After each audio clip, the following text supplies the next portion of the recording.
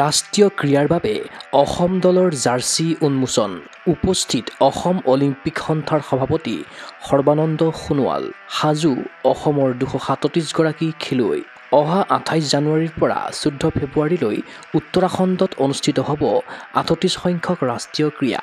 ইয়াৰ প্ৰাক্ষণত দেওবাৰে সৰুসজাই ক্ৰীড়া প্ৰকল্পত অসম অলিম্পিক সন্থা আৰু ৰাজ্য চৰকাৰৰ যৌথ উদ্যোগত অসম দলৰ জাৰ্চি উন্মোচন আৰু বিতৰণ কাৰ্যসূচী কৰা হয় ৰূপায়ণ। সমাগত 38 সংখ্যক ৰাষ্ট্ৰীয় ক্ৰীড়াত অসমৰ হৈ খেলিবলগীয়া দলটোক আনুষ্ঠানিকভাৱে শুভেচ্ছামূলক বিদায় জনোৱা হয়। এই অনুষ্ঠানতে অসম দলৰ জাৰ্চি উন্মোচন আৰু বিতৰণ কাৰ্যসূচীত উপস্থিত থাকিল কেন্দ্ৰীয় মন্ত্ৰী তথা অসম অলিম্পিক সন্থাৰ সভাপতি সৰ্বানন্দ সোণোৱাল, কেবিনেট মন্ত্ৰী তথা অসম অলিম্পিক সন্থাৰ জ্যেষ্ঠ উপসভাপতি পীযুষ হাজৰিকা, জয়ন্ত মল্ল বৰুৱা, ক্ৰীড়ামন্ত্ৰী নন্দিতা গাৰ্লুচা, ক্ৰীড়া সঞ্চালক প্ৰদীপ টিমুং, অসম দলৰ চিফ মিছন অভিজিত ভট্টাচাৰ্য, সন্থাৰ সম্পাদক লক্ষ্য কোঁৱৰ, কোষাধ্যক্ষ অশোক ভৰালী, কণ্ঠশিল্পী ভিগু কাশ্যপ আদি বিশিষ্ট ব্যক্তি। অসম দলক লৈ আশাবাদী অসম অলিম্পিক সন্থাৰ সভাপতি সৰ্বানন্দ সোণোৱাল। আগন্তুক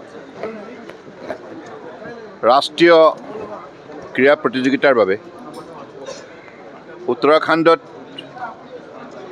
এই খেল অনুষ্ঠিত হ'ব আৰু সেই খেলত অংশগ্ৰহণ কৰিবৰ বাবে অসম দলটোক আজি আনুষ্ঠানিকভাৱে শুভেচ্ছা প্ৰদান কৰা হয় আৰু যিটো কিট খেলুৱৈসকলক বিতৰণ কৰা হৈছে কিটটো লঞ্চ কৰা হয়। আৰু মোৰ দৃঢ় বিশ্বাস যে এইবাৰ আমাৰ দলটোৱে পূৰ্বতকৈ অধিক ভাল খেল প্ৰদৰ্শন কৰিব পাৰিব, কাৰণ অসম চৰকাৰৰ তৰফৰ পৰাও এই গোটেই আমাৰ দলটোক উত্তৰাখণ্ডত সুকলমেৰে খেলাৰ পৰিৱেশ নিৰ্মাণ কৰাৰ উদ্দেশ্যে সকলো ধৰণৰ সহযোগিতা আগবঢ়াইছে। অসমৰ মাননীয় মুখ্যমন্ত্ৰী ডক্টৰ হিমন্ত বিশ্ব শৰ্মা ডাঙৰীয়াই আন্তৰিকতাৰে খেলুৱৈসকলৰ প্ৰতি তেখেতে শুভেচ্ছা প্ৰদান কৰাৰ লগতে সকলো ধৰণৰ চৰকাৰী সুবিধা প্ৰদান কৰিছে। গতিকে মোৰ দৃঢ় বিশ্বাস যে আজি যিটো উৎসাহ উদ্দীপনা খেলুৱৈসকলৰ মাজত আছে, সেই উৎসাহ উদ্দীপনা তেখেতসকলে নিশ্চিতভাৱে প্ৰতিযোগিতাত ইয়াক অধিক উজ্জীৱিত কৰি তুলিব আৰু সকলোৱে ভাল ফলাফল প্ৰদৰ্শন কৰি অসমলৈ গৌৰৱ কঢ়িয়াই আনিব। উত্তৰাখণ্ডৰ ৰাষ্ট্ৰীয় ক্ৰীড়াত অসমে মুঠ 23টা ইভেণ্টত কৰিব অংশগ্ৰহণ। এইবাৰ মুঠ 237জনীয়া খেলুৱৈ দলত অলিম্পিয়ানৰ লগতে কমনৱেলথ আৰু এছিয়ান গেমছত পদক লাভ কৰা তথা প্ৰায় 20জন দেশক প্ৰতিনিধিত্ব কৰা আন্তৰ্জাতিক ক্ৰীড়াবিদ আছে। বিগত গোৱা নেশ্যনেল গেমছত অসমে 56টা পদক লাভ কৰি তালিকাৰ দ্বাদশ স্থানত আছিল।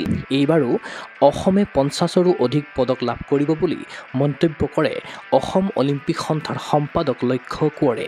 38তম উত্তৰাখণ্ড ৰাষ্ট্ৰীয় গেমছত অংশগ্ৰহণ কৰিবলগীয়া অসম দলটোক আজি তেওঁলোকৰ সাজ পোছাক, তেওঁলোকৰ পাৰিতোষিক আৰু বিমানৰ টিকেট তথা তেওঁলোকে আনুষ্ঠানিকভাৱে আজি বিদায়জন অনুষ্ঠানটো অনুষ্ঠিত হয়। আৰু এই অনুষ্ঠানটোত আৰু আমি আগন্তুক ৰাষ্ট্ৰীয় গেমছত আমি আশা ৰাখিছোঁ এইবাৰ অসম দলটো অত্যন্ত শক্তিশালী, বহুকেইগৰাকী তাৰকা খেলুৱৈ আমাৰ অলিম্পিক পদক বিজয়ী লাভলীনা, অলিম্পিয়ান শিৱ থাপা, অৰ্জুন জয়ন্ত তালুকদাৰ যিহেতু খেলুৱৈ অংশগ্ৰহণ কৰিব, আমি আশা ৰাখিছোঁ অসম দলটো এবাৰ সৰ্বশ্ৰেষ্ঠ উজাৰি দিব। এটা ইভেণ্টত আৰু 237গৰাকী খেলুৱৈ তথা সৰ্বমুঠ 325জনীয়া এটা কণ্টিনজেণ্ট হ'ব। আশা ৰাখিছোঁ আমি তাৰ আশে পাশে থাকিম। খেলুৱৈৰ হৈ অনুষ্ঠানত গীত গ্ৰহণ কৰে কমনৱেলথ গেমছৰ স্বৰ্ণজয়ী অৰ্জুন নয়নমণি শইকীয়াই।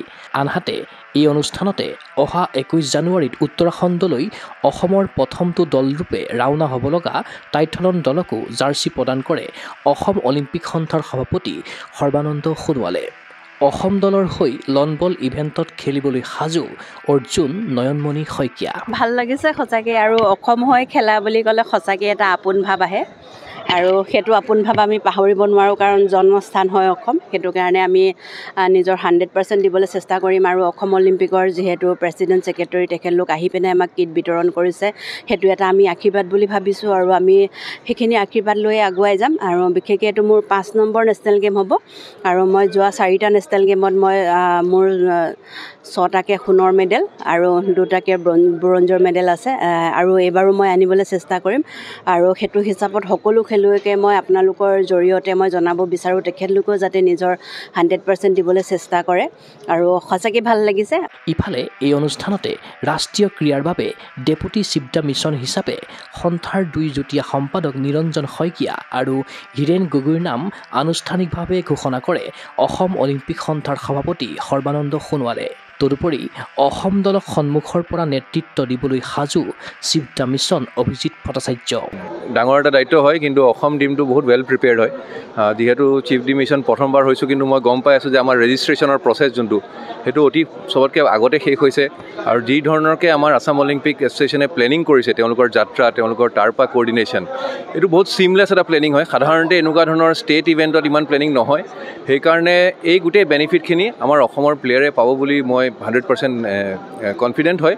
আৰু যিহেতু টিমটোত ছিনিয়ৰ প্লেয়াৰ আছে, বহুত অলিম্পিয়ান আছে, অৰ্জুন এৱাৰ্ডি আছে আৰু য়াংষ্টাৰ্ছ আছে, সেইকাৰণে এইটো এটা বেষ্ট মিক্স হ'ব।